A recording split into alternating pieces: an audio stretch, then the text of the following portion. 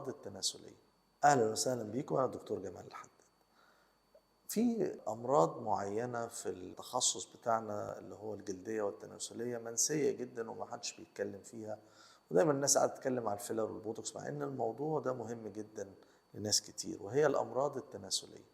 الأمراض التناسلية دي منتشرة بطريقة كبيرة جدا ومحتاجة اهتمام مننا برضو نتكلم فيها. هيبقى في سلسلة حلقات عن الأمراض التناسلية مرض كده، ولو انتوا عايزين عندكم أي أسئلة ممكن تبعتولي على البرايفت.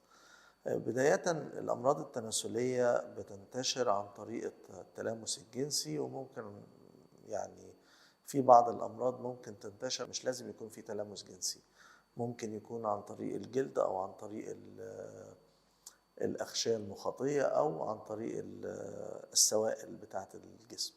فلو سمحتوا عايزكم تهتموا بالموضوع ده وتسألوني، ابعتوا أي أسئلة، وبعد كده هيبقى في سلسلة من الحلقات عشان الأمراض الجنسية واحدة واحدة.